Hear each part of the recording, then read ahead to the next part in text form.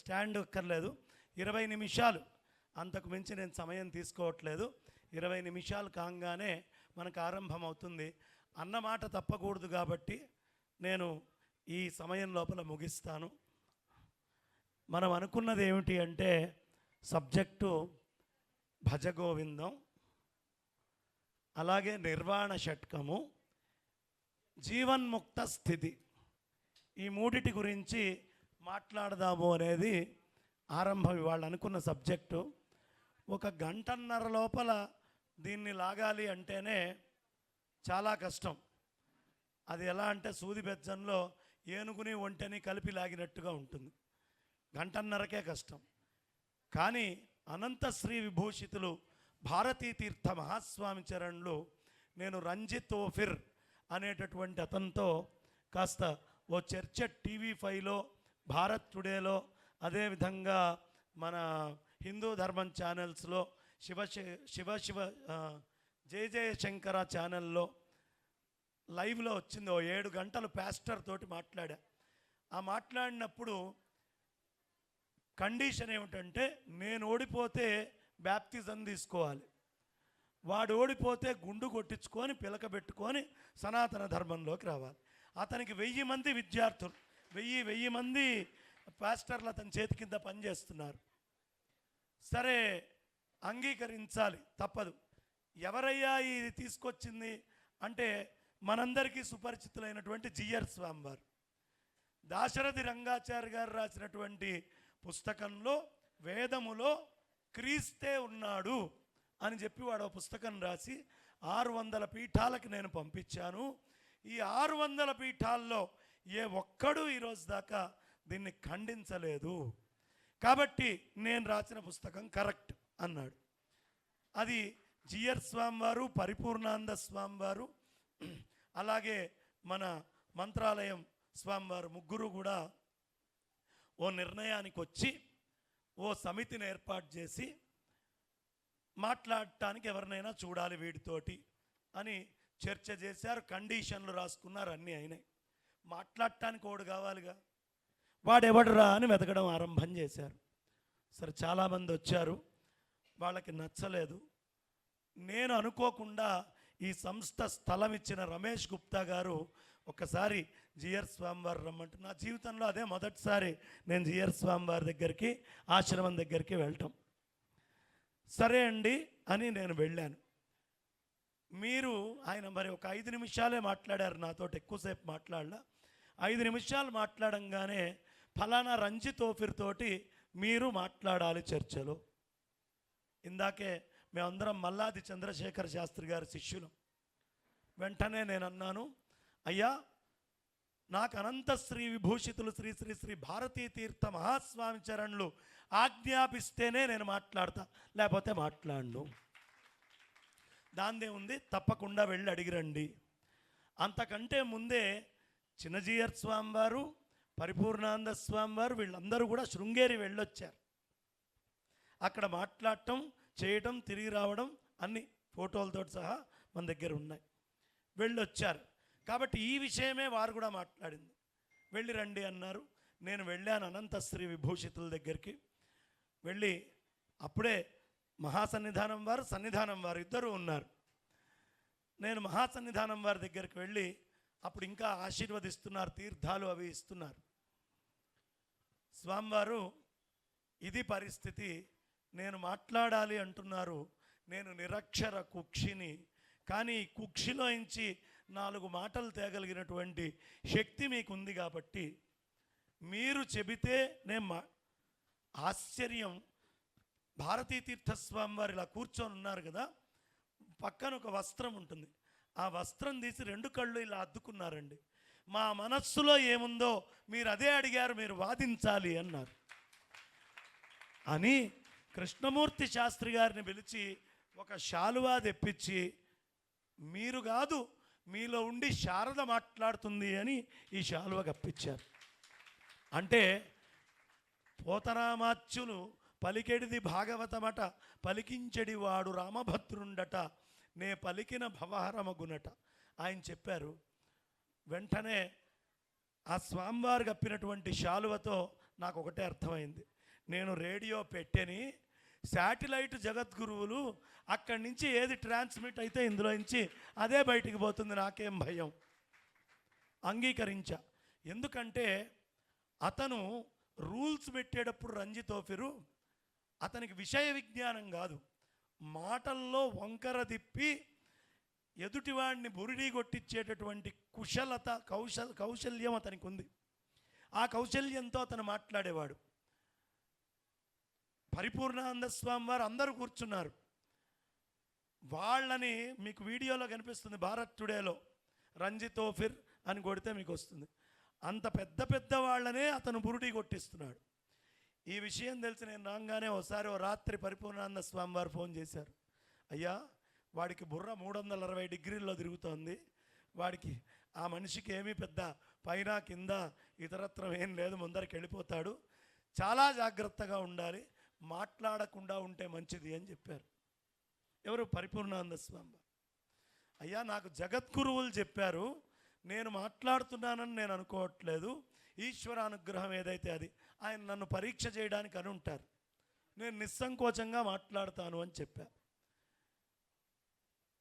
ఆ రోజు నేను మాట్లాడాను. 6 అంశాల్లో 3 అంశాలు అడ్డంగా 3 హైకోర్టు జడ్జిలు, ఇంకో పక్కన చక్కగా జిఆర్ స్వామి వారు, అలా అందరూ కూర్చొని ఉన్నారు. మన అహోబిళ స్వామి వారు, ఇంకో పక్క నుంచి మా గురువుగారు ముదిగొండ శంకర శర్మ గారు అక్కడ నిర్ణయం చేస్తూ వారు కూర్చున్నారు. అద్భుతంగా ఆ చర్చ 7 గంటలు ఏమో సాగింది. చివరికి 6 అంశాల్లో 3 ఆ రోజు ఓడిపోయాడు. ఇంకో 3 వాదిస్తే ఓడిపోతే గుండు కొట్టించుకొని పిలకబెట్టుకోవాలి. ఆ రోజు నుంచి ఏదో వంక పెట్టి ఈ రోజు దాకా కనిపించలేదు. రాలా మళ్ళీ ఆ 1000 మంది గుండ్లు పిలకలు చూడాలని నా కోరిక, రాలా. ఇదంతా ఒక పక్క జిఆర్ స్వామి వారి సంకల్పం అయితే, ఇంకో పక్కన అనంత శ్రీ విభూషితులు శ్రీ శ్రీ శ్రీ భారతీ తీర్థ మహాస్వామి చరణుల సంపూర్ణ కృపా కటాక్షం. మూకం కరోతి వాచాలం పంగుం లంఘయతే గిరిం యత్ కృపాతమహం వందే పరమానంద మాధవం. మూకం కరోతి వాచాలం, మూగవాడు మాట్లాడతాడమ్మా. ఆ అనుగ్రహంతో శంకరాచార్యులు వారు అంటే, నాకు అన్నీ తెలుసయ్యా అని ఎవడైనా వస్తే కూర్చో అంటారు. 17 రోజులు వాదిచ్చాక వాడు కాళ్ళకు దండం పెట్టి వెళ్ళిపోతాడు. నాకేమీ తెలియదురా అని ఎవడైనా వస్తే, నీకు తెలియకపోవడం ఏమిటి అని ఏకశ్లోకిలో మొత్తం ఆ 17 రోజుల సారాన్ని ఒక్క 30 సెకండ్లలో చెప్తారు. శంకర భక్తుల దగ్గరుండే గొప్పతనం ఏమిటయ్యా అంటే, పెద్ద విషయాన్ని చిన్నగా, చిన్న విషయాన్ని విస్తారంగా చెప్పగలిగేటటువంటి శక్తి వాళ్ళకి జగద్గురువులు అనుగ్రహిస్తారు. ఉపాసన ఉంటే ఉన్నది ఒకటే, దాన్ని అనేక విధాలుగా చెప్తారు. కాబట్టి బ్రహ్మశ్రీ మల్లాది చంద్రశేఖర శాస్త్రి గారు ఈ సభలను ఆరంభించారు. శాస్త్రుల విశ్వనాథ శాస్త్రి గారు మహానుభావులు, పెద్దలు, వారి పక్కన కూర్చొని మాట్లాడాలని ఇలా ఇంతమంది అనుగ్రహంతో 10 నిమిషాలు ఇంట్రొడక్షన్కి అయింది. ఇంకొక 10 నిమిషాల్లో మనం పూర్తి చేసుకుందాం. శంకరాచార్యుల వారు భజ గోవిందం భజ గోవిందం గోవిందం భజ మూఢమతే అన్నారు. భజ అని భజన చెప్తాడేంటండి? భజన అంటే ఆయన వేరు, నేను వేరు, నేను ఆయన కోసం ప్రార్థన చేస్తున్నాను అని కదా అర్థము. మరి శంకరాచార్యుల వారు భజ గోవిందం అని ఎందుకన్నారు అంటే 2 అర్థాలు ఉంటాయి. భజ అంటే ధరించు. ఏం ధరించాలి అంటే, పరమాత్మ జీవుడు అనే అజ్ఞానం ఒకటి మధ్యలో ఒకటి వచ్చిందండి. రెండిటికి ఒక ఆవరణ వచ్చింది. ఆ ఆవరణలో కూడా నువ్వు పరమాత్మని ధరించు.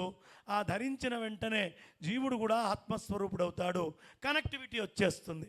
ఆ మాయ వల్ల ఈ జీవుడికి ఆ బ్రహ్మకి ఏదో భేదం ఉంది అనే భావన వచ్చింది కదా. భజ భజ గోవిందం. ఇంద్రియాలన్నిటికీ అక్కడ సుఖమిస్తూ ఉన్నట్టు కనిపించినటువంటి వాడే ఇక్కడ నిరాకార నిర్గుణ పరబ్రహ్మ సచ్చిదానంద ఘన చిదానంద పరబ్రహ్మస్వరూపుడై ఉన్నాడు. కాబట్టి నువ్వేం చేస్తావు? వీణ్ణి వాడికి వీడికి మధ్యలో ఉన్న ఆ ఆవరణ ఉందే, ఆ ఆవరణలో ధరించు అని చెప్పారు. ఈ ఆవరణలో ధరించడాన్నే నిర్వాణము అంటారు. నిరావరణమే నిర్వాణము. ఈ అజ్ఞానం అనే ఆవరణ లేకుండా ఉండడం, ఈ రెండింటిని అనుసంధానం చేస్తా అని చెప్పా కదా, దీన్ని రెండింటినీ కలిపి చూపించాలి. ఆ నిర్వాణానికి ఈ భజ అనే చెప్పేటటువంటి ఈ స్తోత్రానికి సంబంధం. ఇక భజ గోవిందం అని 2 సార్లు గోవింద శబ్దాన్ని ఇస్తారు. ఎందుకండి 2 సార్లు గోవింద శబ్దాన్ని అంటే, సాధారణంగా మనకేదైనా ఒక గ్రంథం రాసేటప్పుడు మొట్టమొదట దేవతాస్తుతి చేస్తాం, ఆ తర్వాత గురుస్మరణ కూడా చేస్తాం. అయితే ఈయన ఎక్కడా భజ గోవిందానికి ముందు గురుస్మరణ లేదు అని జనాలు అనుకుంటారు. కానీ ఈ స్తోత్రంలో భజ గోవిందం ఒకటి భగవంతుడికి, రెండో భజ గోవిందం ఆయన గురువైన గోవిందపాదాచార్యుల వారిది. కాబట్టి గోవిందం భజ మూఢమతే, ఓ మూఢుడా నువ్వు గోవిందుణ్ణి భజించు అనే విషయాన్ని అక్కడ చెప్పారు. 2 సార్లు గోవింద శబ్దం ఎందుకు చెప్పారయ్యా అంటే, అన్నమాచార్యుల వారు ఇంకో మాట మనం గుర్తు చేసుకోవచ్చు. భావములోన బాహ్యమునందున గోవింద గోవింద అని తలువవో మనసా. అక్కడ ఆయన 2 గోవిందలేశాడు. శంకరాచార్యుల వారే స్ఫూర్తి అయి ఉంటారు. బాహ్యములో ఒక గోవింద గొట్టు, అలాగే అంతర్ముఖముగా భావములోన ఒక గోవిందుణ్ణి తెచ్చుకో. గోవిందుడంటే ఎవరు? ఇంద్రియాలంతటా మనకు వచ్చేటటువంటి సుఖం. ఈ చెవులు వింటోంది ఏదండి? దేని శక్తితోటి వింటున్నాయి?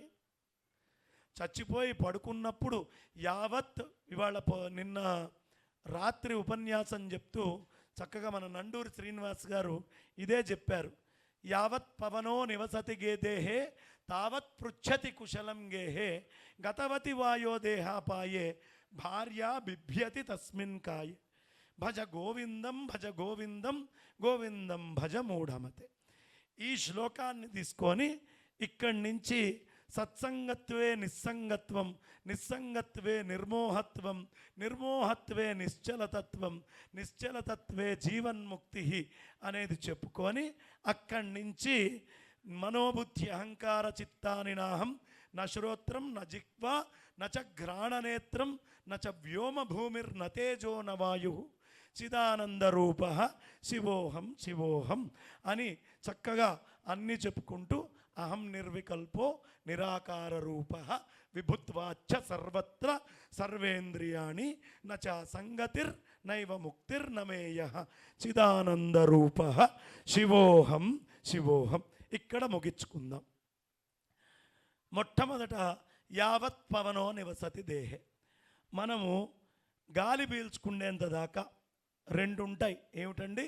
గాలి ఆడితే పుట్టాడు అన్నారు, గాలి ఆగితే పోయాడు అన్నారు. ఇప్పుడు పుట్టినవాడు గాలితోటే తూచబడుతున్నాడు, పోయేవాడు గాలితోటే తూచబడుతున్నాడు. ఇప్పుడు ఇక్కడ అనుమానం రావాలి ముందు. నాకు ముక్కుంది కదయ్యా, చెవు ఉంది, నా కళ్ళు అనుకున్నా, నా నోరు అనుకున్నా, నా చర్మం అనుకున్నా, నా ఎముకలు అనుకున్నా, నా అస్థులు అనుకున్నాను, నాకు సంబంధించినటువంటి పంచప్రాణాలు అనుకున్నాను, నాకు సంబంధించినటువంటి పంచవాయువులు అనుకున్నాను. నేను నా మనస్సు, నా బుద్ధి, ఆ తర్వాత నా అహంకారము, నేను నా చిత్తము అని అనుకున్నానే.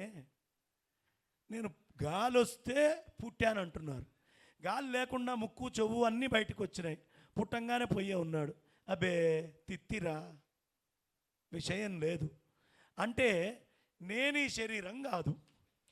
ఈ శరీరం నేనైతే తిత్తిగా ఎవడైనా పుట్టాడనుకోండి, లోపల జీవుడు ప్రాణం లేకుండా, వాడిని ఎలా నేను అంటాను?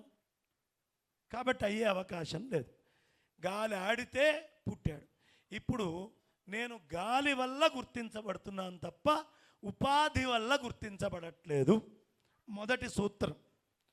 గాలి వల్ల నేను గుర్తించబడితే, గాలి వల్ల మాత్రమే నేను గుర్తించబడితే నేను సాకారుణ్ణా నిరాకారుణ్ణా? సాకారుణ్ణైతే చచ్చిపోయినటువంటి శవానికి ముక్కులున్నాయి, కళ్ళున్నాయి, చెవులున్నాయి, చర్మం ఉంది, ఆ శరీరం ఉంది, కాళ్ళున్నాయి, చేతులున్నాయి. కానీ వాడు లేడంటున్నారే, వాడు పోయాడంటున్నాడే. యావత్ పవనో నివసతి దేహే తావత్ పృచ్ఛతి కుశలం గేహే. గాలాడేంత దాకా బంగారయ్య శర్మ గారు శంకర జయంతులు చేస్తున్నారటగా, ఉదయం సాయంత్రం భోజనాలు, మంచి ప్రవచనాలు ఏర్పాటు చేశారు. ఇవన్నీ అడుగుతారు. ఎప్పటిదాకా? నా గాలి వెళ్తే. అంటే మీకందరికీ తెలియకుండానే నా ముక్కుకి మీరు గౌరవం ఇవ్వట్లా, నా కంటికి, నా చెవులకి, నా రూపానికి నేను అనే గౌరవం మీరు ఇవ్వట్లేదు. అజ్ఞానవశాత్తు ఇస్తున్నామనే భ్రమలో మీరున్నారు, ఓ దీన్ని గౌరవిస్తున్నారనే భ్రమలో నేనున్నాను. కానీ ఈ రెండూ అబద్ధమే. నా ముందొచ్చేవాడి గాలిని నేను గౌరవిస్తున్నా, నాలో ఉన్న గాలిని వాడు గౌరవిస్తున్నాడు. ఈ రెండూ మాట్లాడుకోవడానికి పనిముట్ల కింద ఈ కన్ను, ముక్కు, నాలిక, చెవు, చర్మం ఇవన్నీ ఉన్నాయి. శంకరాచార్యులు వారు చెప్పారు, మనోబుద్ధి అహంకార చిత్తాని నాహం. నేను మనస్సుని కాదు, బుద్ధిని కాదు, చిత్తాన్ని కాదు, అహంకారాన్ని కాదు. నేను మనస్సును ఎందుకు కాదు? బాగా శుభ్రంగా గాఢ నిద్రలో పడుకున్నాం. జాగ్రత్త, స్వప్న, సుషుప్తి 3 దశలు కదా. మంచిగా మెలకువతోటి అన్ని పటాలు చూస్తున్నాం. ఇక్కడ ఉన్న పెద్దలు మహానుభావులందరినీ చూసి నమస్కరించుకుంటున్నాం. ఇది జాగ్రత్త. మెలకువతోటి అంతా ప్రపంచాన్ని చూస్తున్నాం. ఇక మెలకువతోటి చూసేటప్పుడు కళ్ళు చూస్తున్నాయి, చెవులు వింటున్నాయి, ముక్కు వాసన పీలుస్తుంది, నాలుక రుచి చూస్తుంది, చర్మము స్పర్శని గ్రహిస్తోంది, జ్ఞానేంద్రియాలు చేస్తున్నాయి, కర్మేంద్రియాలు ఊపుకుంటున్నాయి, అన్నం తింటున్నాయి, అన్నం పెడుతున్నాయి, తెచ్చుకుంటున్నాయి, ఇస్తున్నాయి, నడుస్తున్నాయి, వస్తున్నాయి, చక్కగా మలమూత్రాదుల్ని విసర్జన చేస్తూ ఉన్నాయి. ఆ నాలుకతోటి ఆగకుండా అరుస్తూనే ఉంది. కర్మేంద్రియ జ్ఞానేంద్రియాలన్నీ పనిచేస్తున్నాయి. అవునా? ఇది మెలకువ స్థితి. ఇప్పుడు మెలకువలో ఉన్నప్పుడు ఈ ముక్కు నీకు అవసరం, ఈ చెవు నీకు అవసరం. నిద్రలోకి వెళ్ళిపోయావు, కళలోకి వెళ్ళిపోయావు. కళలోకి వెళ్ళినప్పుడు వస్తువులను అక్కడ కూడా చూస్తున్నాం, కళలో కూడా. ఈ ముక్కుతోటి వాసన పీలుస్తున్నామా? ఈ చెవుతోటి శబ్దాలు బయట నుంచి వింటూ కలగంటున్నామా? లేదే. ఈ నాలుకతోటి రుచులు చూస్తున్నామా? ఈ చర్మంతో స్పర్శ తెలుసుకుంటున్నామా? లేదే. ఇవి వేటితోటి మనం తెలుసుకోవట్లేదే. కానీ నేనున్నాను లోపల, చక్కగా ఎవరైనా వస్తే సుఖాన్ని, ఆనందాన్ని అనుభవిస్తున్నా. 3 గదుల 6 అడుగుల గదిలో పడుకుంటా 10 అడుగుల ఏనుగు వెళ్ళినట్టుగా కలగంట. దుర్లభం, వెళ్ళే అవకాశమే లేదు. 6 అడుగుల గదిలో 10 అడుగుల ఏనుగు రాదు. కానీ కలగంటున్నానే. అంటే నీ ముక్కు నువ్వు కాదు అని కల రుజువు చేసింది, నీ చెవు నువ్వు కాదు అని కల రుజువు చేసింది, నీ కన్ను నువ్వు కాదు అని కల రుజువు చేసింది, నీ చర్మం నువ్వు కాదు అని కల రుజువు చేసింది. కల మొత్తం రుజువు చేస్తోంది. మెలకువలో ఏవేవి నువ్వు అవసరం అనుకున్నావో దర్శించడానికి కలలో అవన్నీ అవసరం లేదు. ఇది శంకరులు మొదటి శ్లోకంలో చెప్పేస్తారు. మనోబుద్ధి అహంకార చిత్తాని నాహం నా శ్రోత్రం నా జిహ్వా నచ ఘ్రాణనేత్రం నచ వ్యోమ భూమిర్ న తేజో న వాయు. అయిపోయింది కదా. ఒక్క ముక్కలో ఆయన మొత్తం తీసవతల బారేశారు. ఇప్పుడు చూడండి, కళలోకి వెళ్ళేటప్పటికీ ఇవన్నీ అవాస్తవమైనాయి. మెలకువలో కళ్ళలో చూసినటువంటి మనస్సు అవాస్తవం అయిపోయింది. అదంతా అబద్ధం రా, ఇది నిజం అంటున్నాం. అంటే మెలకువలో ఉన్నవాడికి కళ అబద్ధం, కళలో ఉన్నవాడికి మెలకువ అబద్ధం. ఈ రెండూ తీసేద్దాం. 3వ స్థితి వచ్చింది, దాన్ని ఏమంటారు? సుషుప్తి. ఇప్పుడు చెప్పండి, ఈ సుషుప్తిలో, గాఢ నిద్రలో మనకి మనస్సుందా? మెలకువలో మనస్సుంది, వాడికి కొంచెం కలలో మనస్సుంది. ఎవడైనా నిద్రపోయిన వాడి దగ్గరికి వెళ్ళి మీరు you brute, you idiot, you rascal, you scoundrel అనండి. వాడా వీడా? నిద్రపోయేవాడిని తిట్టేవాడా? ఈ తిట్టేవాడైతే బ్రూట్ అవుతాడు, అయితే స్కౌండ్రల్ అవుతాడు. ఎందుకు? వాడికి మనస్సు లేదు, వాడికి అక్కడ బుద్ధి లేదు, వాడికి చిత్తం లేదు. అహం ఉంది కానీ ఇది అహం అని తెలియకుండా ఉన్నాడు. కాబట్టి గాఢ నిద్రా స్థితిలో కనీసం మనస్సుతోటి కూడా పని లేదు. వరి మెలకువతోటి ఉన్నప్పుడు మనస్సు జ్ఞాన కర్మేంద్రియాలు అవసరమా? అదే నిద్రపోయేటప్పటికీ ఈ బయట కనిపించే ఇంద్రియాలన్నీ అవసరం లేకుండా మనస్సు ఒక్కటే ప్రొజెక్టర్లో సినిమా వేసి అన్నీ చూపిస్తోందా? గాఢ నిద్రలోకి వెళ్ళేటప్పటికీ అవేవీ లేవు. మొద్దు నిద్రలో ఓడున్నాడా అంటే మెలకువతోటి ఉన్నప్పుడు నేనున్నాను, నాది ఉంది, ఇది నా వస్తువు అండి, నాది నేను. కొంచెం స్వప్నావస్థలోకి వెళ్తే అక్కడ కూడా నేను నాది రెండు ఉన్నాయి. ఇక మూడో స్థితిలోకి వెళ్ళాం, అదేమిటి? గాఢ నిద్ర. అక్కడ నేను లేదు, నాది లేదు, నేను లేదు, నాది లేదు. కానీ ఈ మూడు నిజమైనటువంటి స్థితి కాదయ్యా. ఈ నాలుగిటిని దాటినటువంటి తేజస స్థితి, ఒక చైతన్య స్థితి ఉందయ్యా. ఏమిటది అంటే నేను ఉండాలి, నాది ఉండకూడదు. ఇక్కడ మూడో దాంట్లో నేను లేడు కదా, అది అవిద్య. నేను ఉండాలి, అదే బ్రహ్మవస్తువు అయి ఉంది, అది ఉన్నదే. బుద్ధులు నిర్వాణము అనే పదం వాడతారు. బుద్ధులు వాడే నిర్వాణంలో ఏంటో తెలుసా అమ్మ? ప్రతివాడికి సుఖం కావాలి, కష్టం వద్దు. ఏం కావాలి? సుఖం కావాలి, కష్టం వద్దు. అంతే కదా. బుద్ధుడు రోడ్డు మీద నడుచుకుంటూ పోతున్నాడు, రోగాలతో ఉన్నవాడిని చూశాడు, పాడె మీద ఎక్కి చచ్చిపోయిన వాడిని, అక్కడ ఏడ్చేవాళ్ళని చూశాడు, పిల్లలు బాధపడే వాళ్ళందరినీ చూశాడు. చూసి ఛీ, ఈ స్థితులు మనుషులకు ఎందుకు వస్తున్నాయి, ఇది లేకుండా ఉండే స్థితి కావాలి అన్నాడు. కానీ బుద్ధుడు చేసినటువంటి అజ్ఞానపు పని ఏమిటి అంటే శూన్యవాదం చేశాడు. ఏమిటి అంటే నేను లేను, నాది లేదు అనే నిర్వాణ దశకి తీసుకెళ్దాం అనుకున్నాడు. దాన్ని నిర్వాణం అనుకున్నాడు. అది నిర్వాణం కాదు అని కృష్ణ పరమాత్మ, నిర్వాణం బుద్ధుడు వాళ్ళ ముందు బ్రహ్మ నిర్వాణముచ్యతే అని మనకి గీతాచార్యుడు కృష్ణ పరమాత్మ నిర్వాణ శబ్దాన్ని, యోగ వాసిష్టంలో అంతకంటే ముందే నిర్వాణ శబ్ద ప్రయోగం ఉంది. కాబట్టి నిర్వాణము అంటే శాంతి. శాంతి ఎప్పుడు వస్తుంది? ఉన్నది పరమాత్మే అనే వస్తువుని చూపించి మిగతాది లేదు అని చెప్పాలి. ఈ పరమాత్మని చూపించకుండా ఏమీ లేదు అన్నాడు బుద్ధుడు. అందుకని బుద్ధుడి వాదాన్ని ఖండించి ఈ దేశంలో లేకుండా, బుద్ధుడు ఇక్కడే పుట్టిన బౌద్ధుల సంఖ్య ఎంతో తెలుసా అమ్మ? 2014కి 6,000 చిల్లర. మరి అన్ని ఆరామాలు ఆక్రమించి ఇంత చేసినటువంటి వాళ్ళు 6,000 సంఖ్యలో ఎందుకు ఉండిపోయారు అంటే శంకరాచార్యుల వారు నాస్తికవాదాన్ని ఖండించి అటు టిబెట్ వైపుకి, ఇటు శ్రీలంక వైపుకి, అటు నేపాల్ వైపుకి తరిమి కొట్టి కర్మభూమిగా కాపాడారు. అది శంకరులు చేసినటువంటి పని. కాబట్టి ఆ నిర్వాణము అనేటటువంటి శబ్దానికి శాంతి ఎప్పుడు వస్తుంది? బ్రహ్మం ఒక్కటే ఉండి తత్వం అసి. ఇందాక పెద్దలు మనకి శాస్త్రుల వెంకటేశ్వర శాస్త్రి సిద్ధాంతి గారు చాలా అద్భుతంగా చెప్పారు. ఏమిటి? తత్వం అసి, నేను అది ఒకటే అయి ఉన్నాము. ఇది ఒక్కటి చెప్పించుకొని మనం ఈరోజు విచారాన్ని ముగిద్దాం.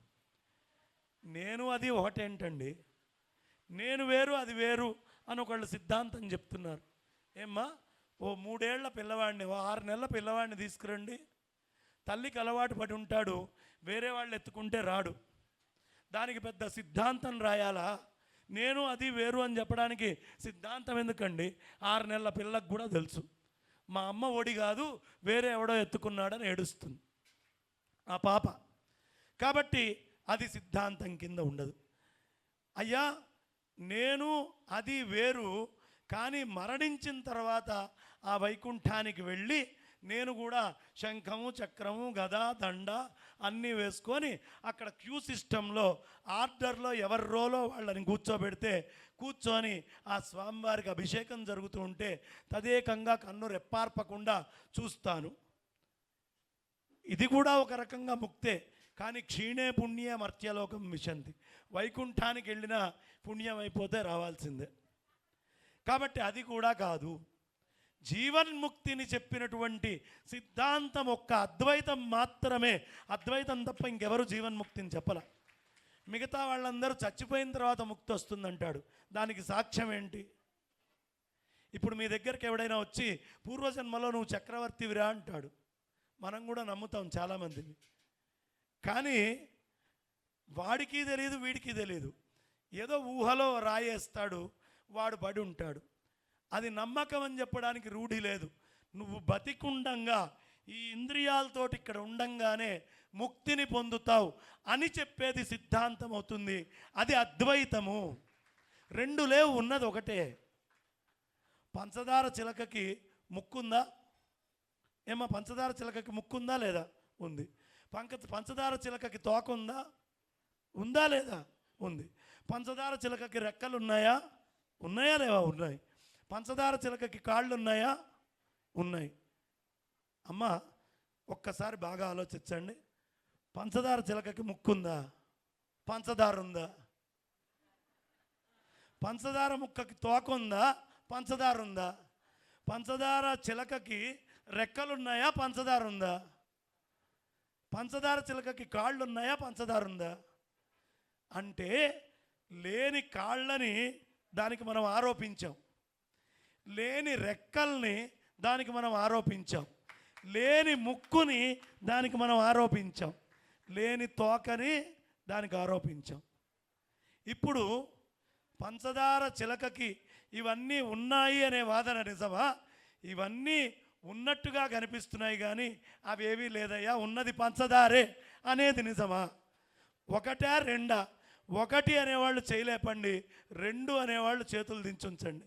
ఒక ఆయన ఒకటి అన్నాడు, కాదమ్మా రెండోదే. ఎందుకు? పంచదార తప్ప దాంట్లో ఇంకేమీ లేదు. అలాగే ఒకటే అయినటువంటి పరమాత్మ అది అంతటా నిండి ఉంది. అజ్ఞానవశంతో వాడు వేరు, వీడు వేరు, నేను వేరు, ఇది వేరు, అది వేరు అంటున్నాం. గాఢ నిద్రలో వేరు అన్న మగోడు ఎవడైనా ఉంటే ఒక్కడిని చెప్పండి. గాఢ నిద్రలో వేరు గాంధీ మెలకువలో వేరు ఎందుకయింది? ఇక్కడ మనస్సు అనేది ఒకటి వచ్చి అంతా నేనే చేస్తున్నాను అనే అహంకారం వచ్చింది. ఏమ్మా, మనమందరం ఇప్పుడు కాసేపట్లో వర్షం పడుతోంది కాబట్టి నా భాషణం కొంచెం పెంచుతున్నా. వెళ్ళే వాళ్ళకి కాస్త ఎలా అయినా వర్షంలో వెళ్ళటం కష్టం కాబట్టి కార్లు ఉన్న వాళ్ళు వెళ్ళచ్చు, అక్కడే భోజనం ఏర్పాటు చేయిచ్చేస్తా అని చెబుతూ ఇప్పుడు అందరం భోజనం చేస్తున్నాం. మనం అక్కడ అమ్మవారికి శతచండి చేసుకుంటున్నాం. యాదేవి సర్వభూతేషు క్షుధారూపేణ సంస్థిత. అమ్మా, అందరి శరీరాల్లో ఆకలి రూపంలో నువ్వు ఉన్నావు తల్లి అన్నారు. ఆకలి అమ్మవారా? ఆకలి మీకా? ఏమ్మా, ఆకలి అమ్మవారిస్తోందా? ఆకలి మీరు తెచ్చుకుంటున్నారా? చెప్పగలరా ఎవరైనా? పోని మీరు తిన్నది మీరు అరిగించుకుంటున్నారా? ఏమ్మా, మీరు తినేదంతా మనస్సు అరిగిస్తోందా, బుద్ధి అరిగిస్తోందా? చెప్పండి. మనం తిన్నది ఏది అరిగిస్తోంది? మన మనస్సా, బుద్ధే? మనస్సు అరిగిస్తే కోమాలో ఒకడు పక్కనే మెడిసిటీ హాస్పిటల్లో పడుకొని ఉన్నాడు. ఇప్పుడు ఆ పడుకున్న వాడికి సిలేన్ ఎక్కిస్తున్నారు, దాంట్లో బి కాంప్లెక్స్ మందు కొట్టారు. ఏమ్మా, ఇప్పుడు మనస్సు అరిగిచ్చినా బుద్ధి అరిగిచ్చినా వాడి సిలేను వాడికి లోపలికి ఎక్కి మొత్తం శరీరం అంతా వ్యాపించాలి అంటే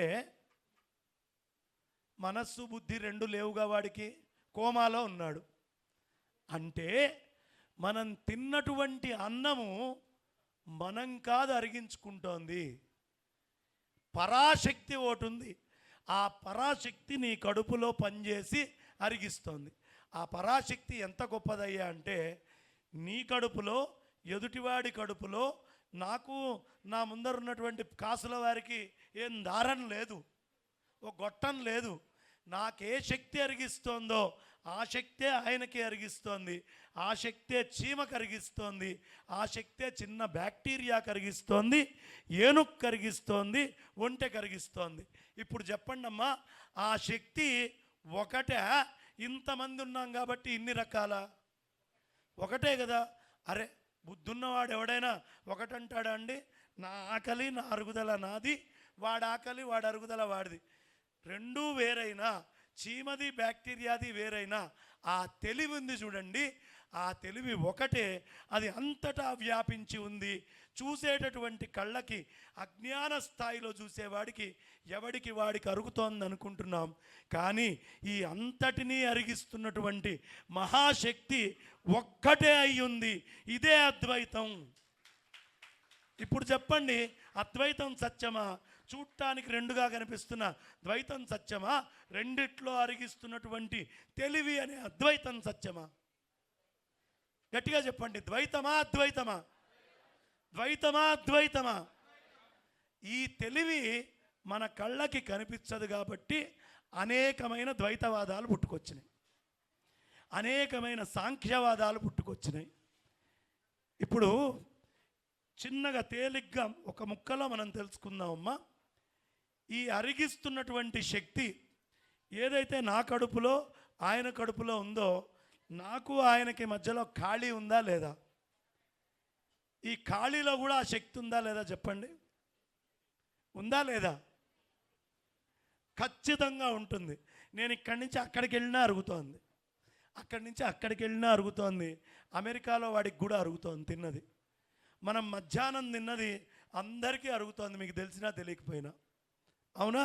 అంటే ఆ తెలివి ఎంత గొప్పదయ్యా అంటే, ఉపాధులతోటి సంబంధం లేనటువంటి అద్భుతమైన తెలివి ఉపాధుల్లోకి వచ్చాక అది వ్యక్తావ్యక్త మహదహంకారాలు అనే రూపాలని ధరించి ఆ సర్వవ్యాపకమైనటువంటి పరమాత్మ ఈ మహాశక్తిగా వ్యక్తమై అక్కడ గణపతి అనే మహత్తొచ్చి బగబగబగ క్రియారూపాన్ని ధరించి సుబ్రహ్మణ్యుడు అనేవాడు వచ్చి నేను అరిగిచ్చా అంటున్నాడు. ఈ నాలుగు ఒకటే, నాలుగు క్రియలుగా కనిపిస్తోంది.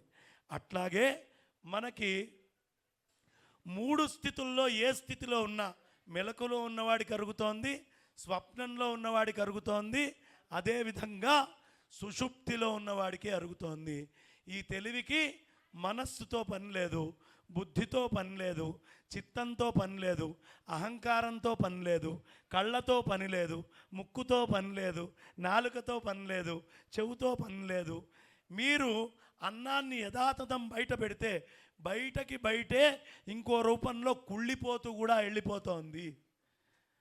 ఆ అన్నాన్ని మొత్తం అన్నాదమై ఆ శక్తి కనిపించకుండా చేస్తోంది.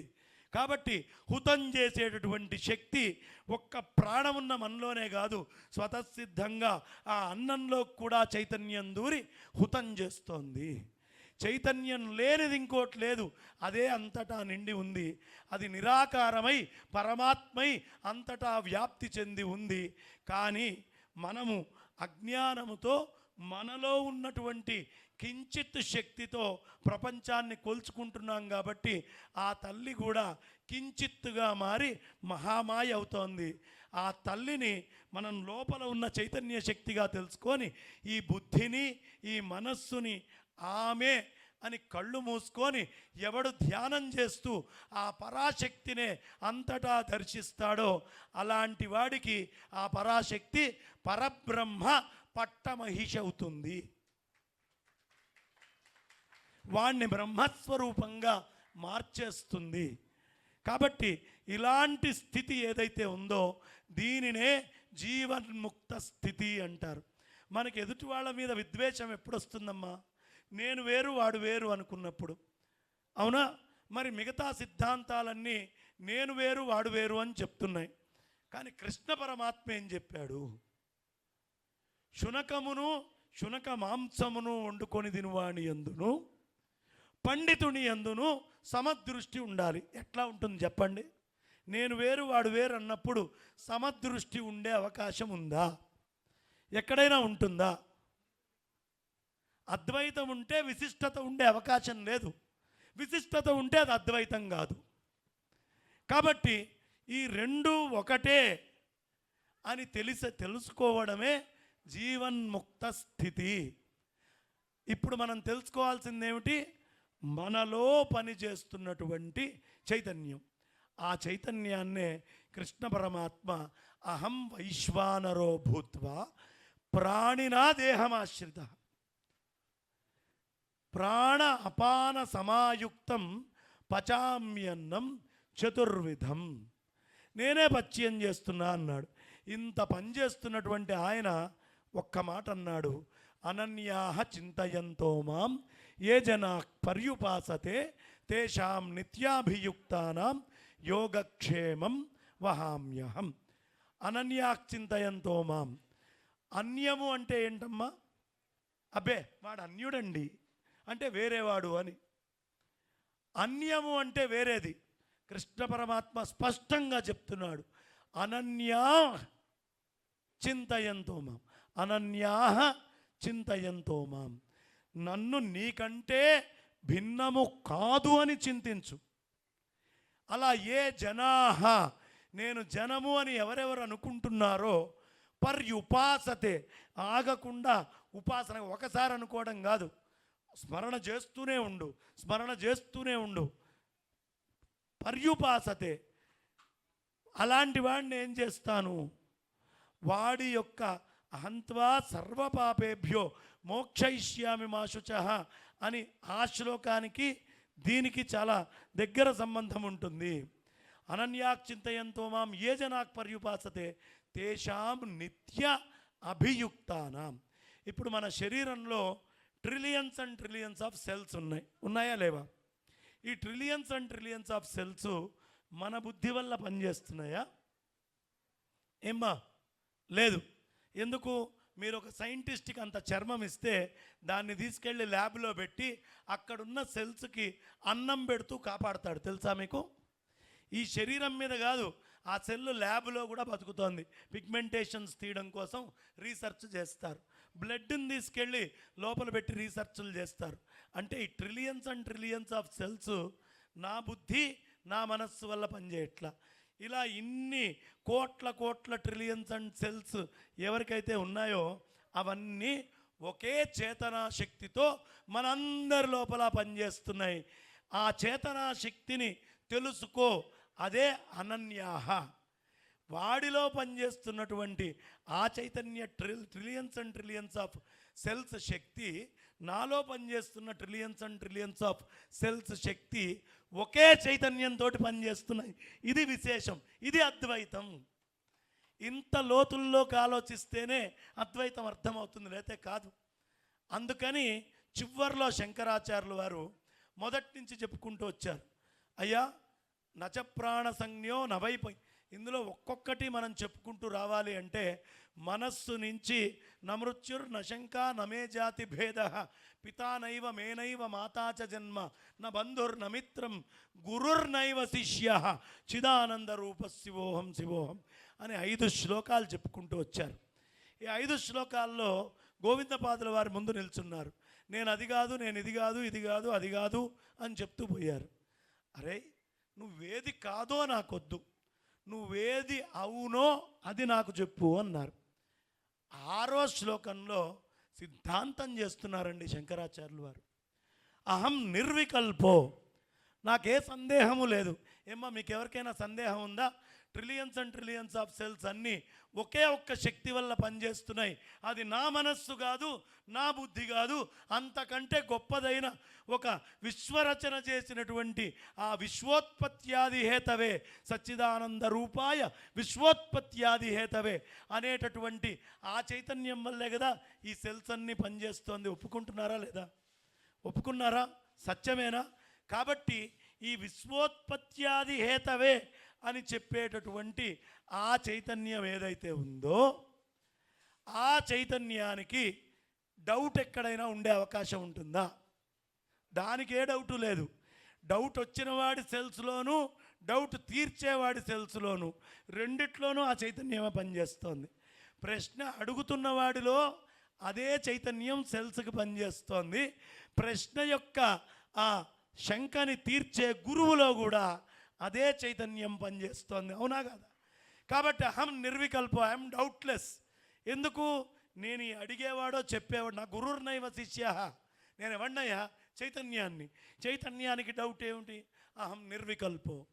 ఒరివిడి దుంపదగా డౌట్ లేదంటున్నాడు వీడు. డౌట్ లేదంటున్నాడంటే ఏదో రూపం ఉండి డౌట్ అంటున్నాడు అని మనం అందరం అనుకుంటాం. ఆ డౌట్ని వెంటనే తీర్చేస్తున్నాడండి శంకరాచార్యులు వారు. నిరాకార రూప, నాకు ఆకారం కూడా లేదయ్యా.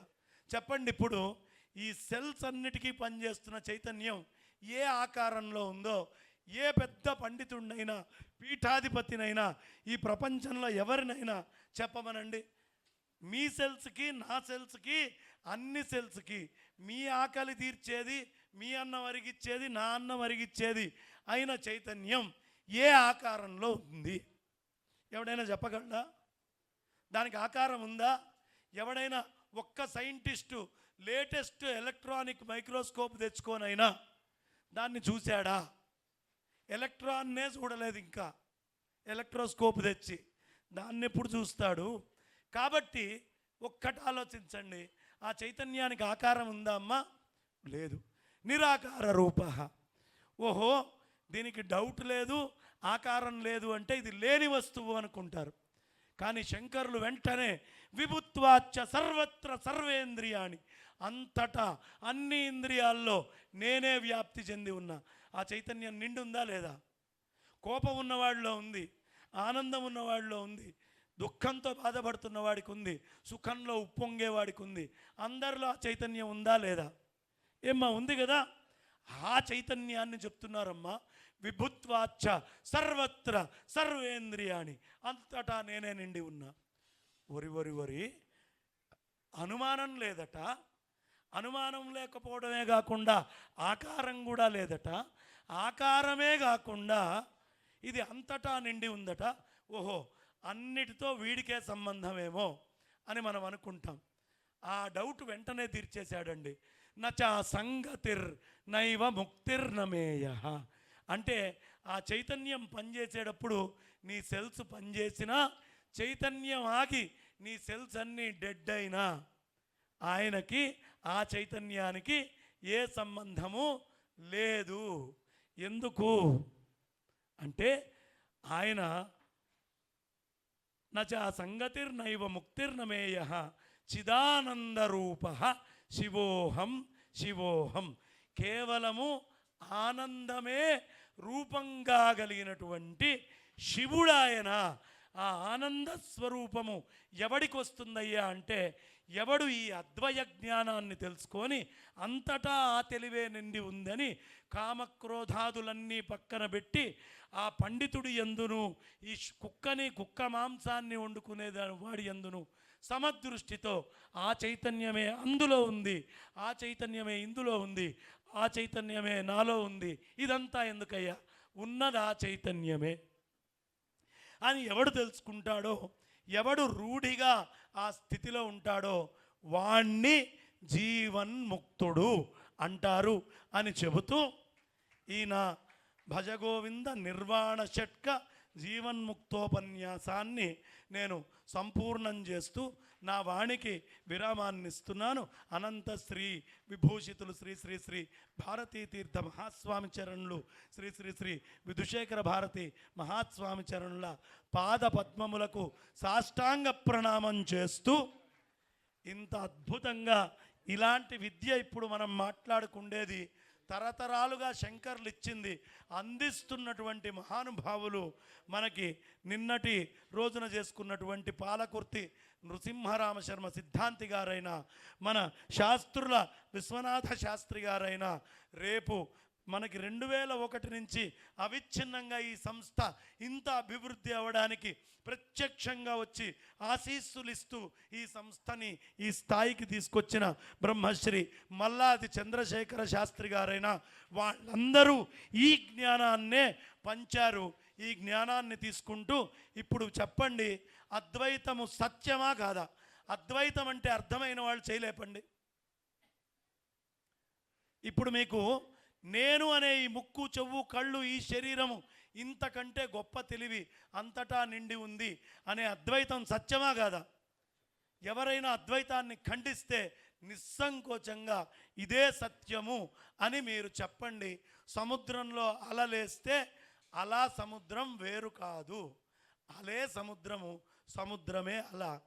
ఆ అల సముద్రం అంతా లేకుండా కొంచెం లేచింది కాబట్టి వేరేగా ఉంది అనే భ్రాంతి తప్ప, అది మడిసిపోయి సముద్రంలోకి వెళ్తే రెండిటికి తేడా లేనట్టే మీకు ఆ పరబ్రహ్మానికి అభేదము అజ్ఞానవశాన మన మనస్సు మన బుద్ధి ఇదే గొప్ప తెలివి అనే అతి తెలివితో అజ్ఞానాన్ని తెచ్చుకుంటూ ప్రాంతాల వారిగా వాడు ఆంధ్ర వాడండి, వీడు తెలంగాణ వాడండి, వాడు అమెరికా వాడండి, వీడు ఆస్ట్రేలియా వాడండి, ఇలాంటి భేదాలు అద్వైతులకి ఉండవు. అద్వైతులకి బ్రహ్మము తప్ప రెండో వస్తువు లేదు అనే విషయాన్ని చెప్తూ స్వస్తి.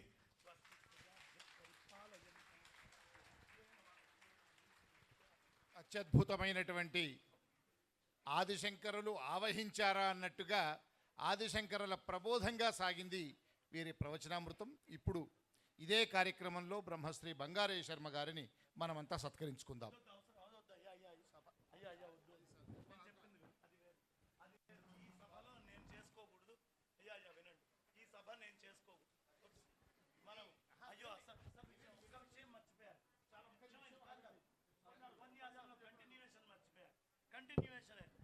అమ్మ అద్భుతంగా ఇప్పుడు అక్కడ అమ్మవారికి హారతి ప్రసాదం రెండు ఏర్పాటు చేశారు.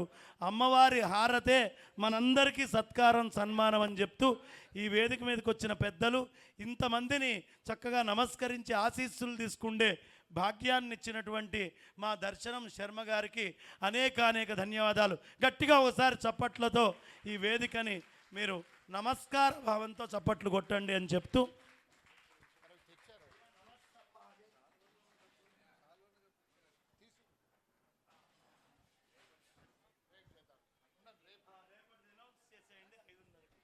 రేపు సాయంత్రం సరిగ్గా 5:30 గంటలకి పౌరాణిక సార్వభౌములు మహోపాధ్యాయ బ్రహ్మశ్రీ మల్లాది చంద్రశేఖర శాస్త్రి గారి శతజయంతి సభ రేపు 5:30కు ఉంటుంది. అందరం 5:30కే, ఇవాళట్లాగా ఆలస్యం జరగదు, 5:30కే ఆరంభమవుతుంది.